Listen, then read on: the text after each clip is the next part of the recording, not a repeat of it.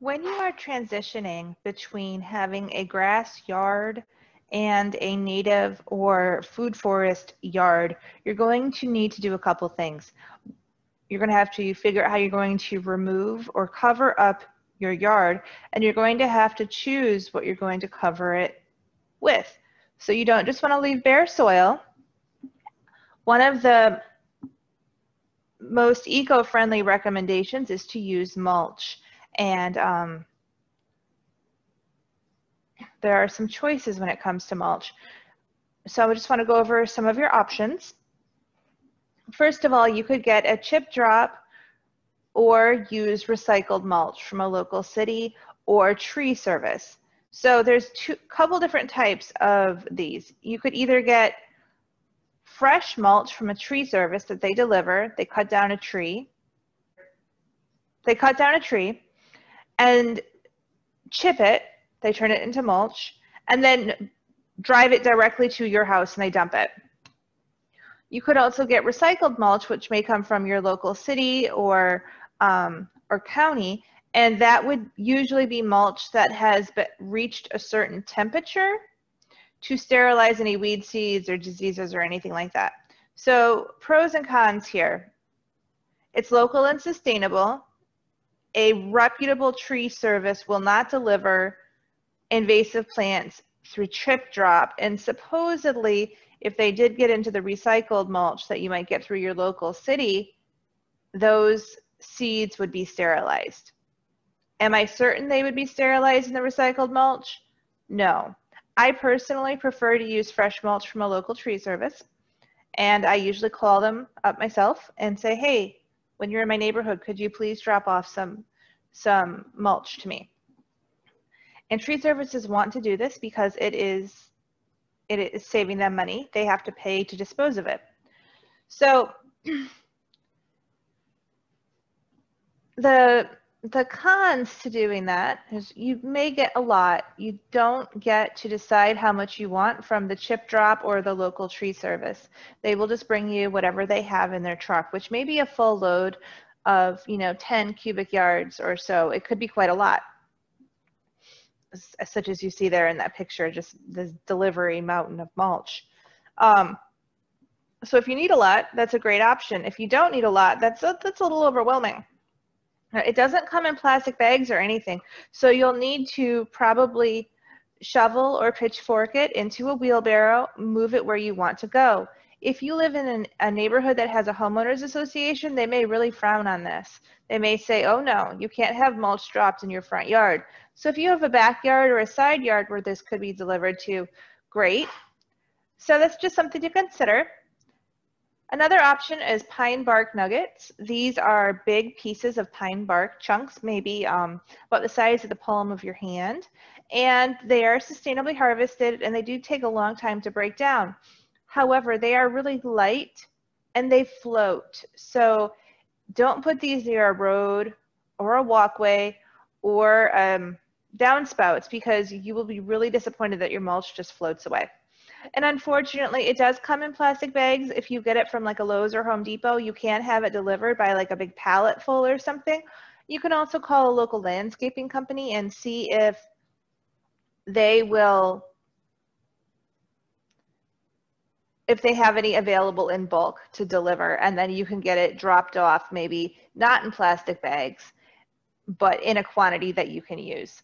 Pine straw is another option. These are literally just pine needles. They're about 8 inches long. Heads up, these are not comfortable to sit on. So if you plan on sitting on your yard in any way, pine straw is very pokey. Even in jeans or something, it's pokey. It doesn't feel great on your bare feet either. However, it does mat down and it does, get better over time. And it is also sustainably harvested. It doesn't usually come in plastic bags. Usually it's baled with some twine, kind of like hay or straw might be. And it's surprisingly compact. So you might get it and be like, oh, this isn't going to cover very much. Then you open it up and you start spreading it around. And it covers a lot more than you might expect. The benefit to using pine straw is that it does allow your wildflowers to reseed really easily. So if you're going for like a wildflower meadow, pine straw is going to be great. And you might think that both the pine bark and the pine nuggets are going to alter the soil chemistry. They're going to make it acidic.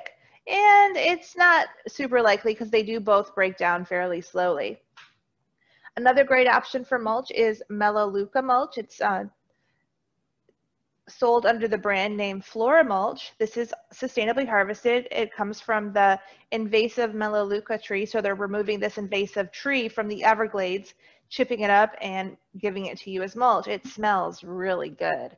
And it does come out of the bag fluffy, but it does pack down and kind of form like this dense mat. So I really like it for pathways. It's not my favorite for around trees. However, I have used it and it does get the job done.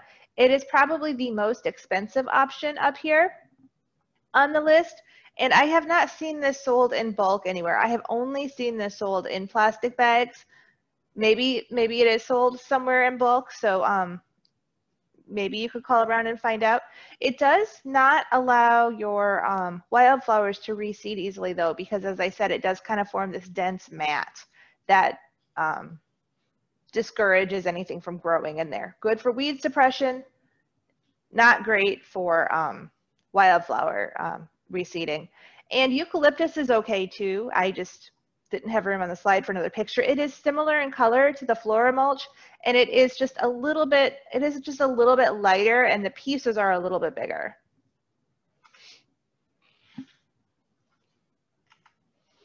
You want to avoid these mulches. Cypress mulch contributes to deforestation, and it's just not something that you want in your eco-friendly, sustainable landscape. And a lot of it is dyed, and most mulch companies will not disclose what they make their dye with. And I've heard that it will stain your house if you put it up close to your house. Rocks and shells will heat up your plant roots. They'll pretty much just heat the ground, which heats the roots and doesn't help hold in water much for the plant. And they don't break down to encourage healthy soil life.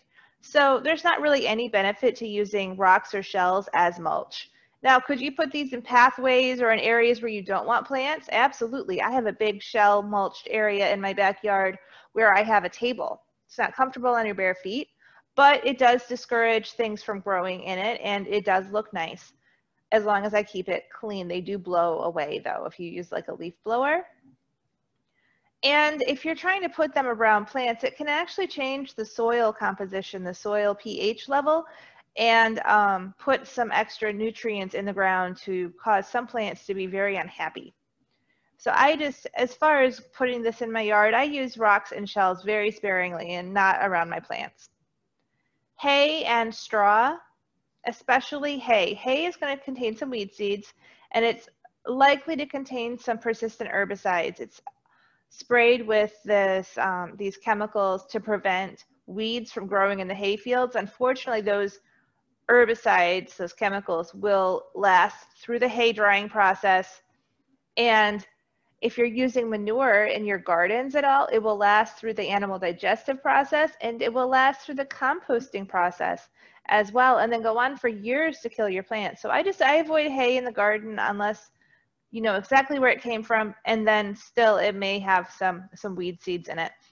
Same with straw. It could have weed seeds in it, and it most likely has some sort of a chemical on it which caused the grain to die to be harvested according to the harvest schedule. And then rubber mulch, like recycled tire mulch, don't put this in your landscapes. It isn't going to break down, and it will be there forever and ever. It is an unnatural product. So let's say that you put rubber mulch in your landscape, and then in 3 years you want to remove it. It is going to be very difficult to remove, and it, again, just like the rocks or shells, it does nothing to contribute to your soil health. And in fact, there's even some research that says that it's going to put a lot of toxins into the soil. So if you're going for your eco-friendly landscape, choose something that is a natural material, such as some of the mulches on the previous page. Then when you apply your mulch, you want to do it in a donut shape, like a donut with a hole in it, as opposed to a volcano. You don't want to push the mulch up against the trunk of your tree at all. And then you'll want to make sure that if there's just a little bit, you only want a couple inches of mulch going around your tree, and leave that opening in the middle so that there's bare soil. I know that might seem like, oh, there's bare soil, but that's okay. There's just a little bit. And you should see where the roots spread out just a little bit to start for the what's called the root flare, where the trunk of the tree meets the roots. It will flare out just a little bit to allow those roots to spread out. You want to be able to see that. That's a good, healthy thing to see. A lot of people cover that up because, oh, it's the roots. No, it's the root flare. If you start seeing the roots, you'll be able to tell the difference. So make sure again that that mulch is not pressed right up against the trunk of the tree. And there's more details about this graphic, the planting graphic, in my guide to planting native plants, which you will also get with this video. And then if you want to prevent weeds from growing, and I'm sure most of us do, you can put newspaper or cardboard under your mulch, but you don't want to use weed barrier fabric. Weed barrier fabric is going to release microplastics into the ground, and it's also going to not really prevent weeds. So when you are putting your weed barrier fabric under your mulch, weed seeds will sprout in your mulch. And the roots will grow into that weed barrier fabric. So when you go to pull the weed out, you're likely going to start pulling that weed barrier fabric out, and then it's going to be sticking out of your mulch. And that doesn't look great. And then as far as keeping your mulch away from your trunk of your tree or the stem of your plants, it's just pretty much all of your plants, just pull it away just a little bit. And you know what? As I water my plants with my garden hose, that mulch will migrate in close to the plants. Just take your hand or a little garden trowel and just scoot it away every now and then just to make sure it doesn't accumulate, pile up in there. And you'll leave more space for your larger plants, obviously, and less space for your smaller plants. And by space, I mean space between the stem of the plant and where the mulch is. So that way the mulch is able to help keep the soil moist and protect the soil, but it's not going to get right up against the stem or trunk of that plant, because that will contribute to some root rot and keep that area moist